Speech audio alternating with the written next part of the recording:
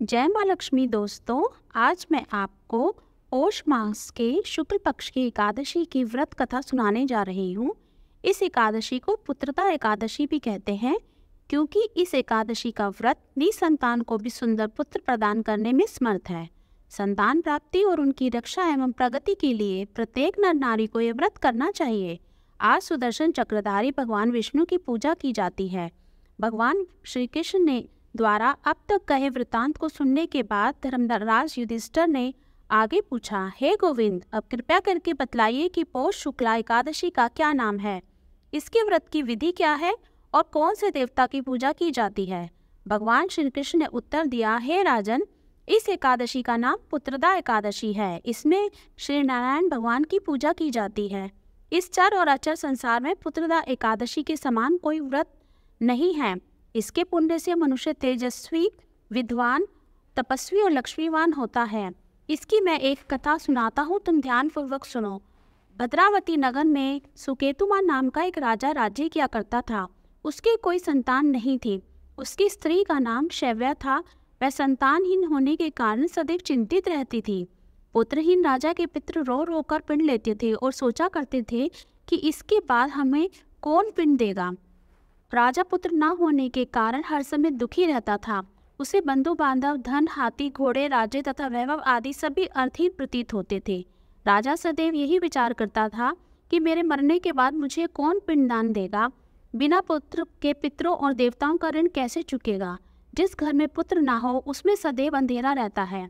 इसलिए मुझे पुत्र की उत्पत्ति के लिए प्रयत्न करना चाहिए। जिस मनुष्य ने पुत्र का मुख देखा है वह धन्य है। उसको इस लोक में यश और परलोक में शांति मिलती है, अर्थात उसके दोनों लोग सुधर जाते हैं। पूर्व जन्म के कर्मों से ही इस जन्म में पुत्र धन आदि प्राप्त होते हैं। राजा इसी प्रकार दिन रात सोचता रहा और चिंतित रहा। राजा ने अपने शरीर को त्याग देने का विचार किया, परंतु आत्मघात को महान पाप समझकर उसने ऐसा नहीं किया। एक दिन राजा अपने घोड़े पर चढ़कर वन को चल दिया और पक्षियों व वृक्षों को देखने लगा।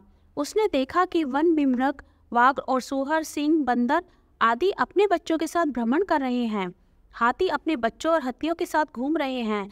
वन में कहीं गीदड़ अपने कर्कश स्वर में बोल रहे हैं, कहीं उल्लू चीख रहे हैं। वन के इन दृश्यों को देखकर राजा ने अपने पुत्रहीन होने का दुख और अधिक पीड़ा देने लगा। उसी उदासी और सोच विचार में दोपहर हो गई। वह विचारने लगा कि मैंने कई यज्ञ किए, ब्राह्मणों को सुंदर भोजन तथा दान देकर तृप्त किया, फिर भी यह दुख मुझे क्यों प्राप्त हुआ। प्यास के मारे अत्यंत दुखी राजा पानी की तलाश में इधर उधर फिरने लगा। थोड़ी दूर पर राजा ने एक सरोवर देखा।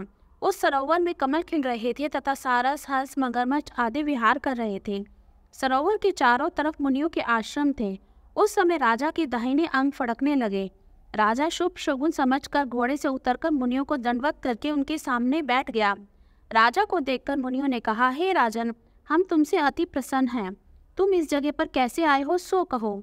इस पर राजा ने मुनियों से कहा और अपनी व्यथा सुनाई। मुनि बोले, हे राजन, पुत्र की इच्छा करने वाले को उत्तम संतान देने वाला पुत्रदा एकादशी का व्रत है। हम लोग विश्वदेव हैं और इस सरोवर पर स्नान करने आए हैं। इस पर राजा बोला, हे मुनीश्वर, यदि आप मुझ पर प्रसन्न हो तो एक पुत्र का वरदान दीजिए। मुनि बोले, हे राजन, आज पुत्रदा एकादशी है, आप इसका व्रत करें। भगवान की कृपा से आपके अवश्य ही पुत्र होगा।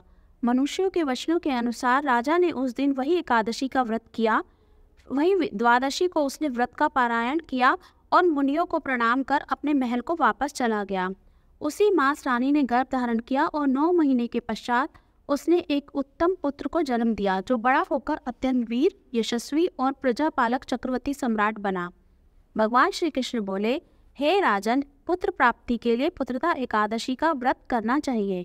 इस व्रत के करने वाले यशस्वी और पितृभक्त पुत्र तो पाते ही हैं, इसके महामाते का श्रवण करने मात्र से ही मनुष्य सुंदर संतान और मोक्ष को प्राप्त होता है।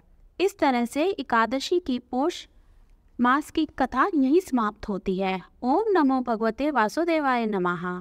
जय माँ लक्ष्मी।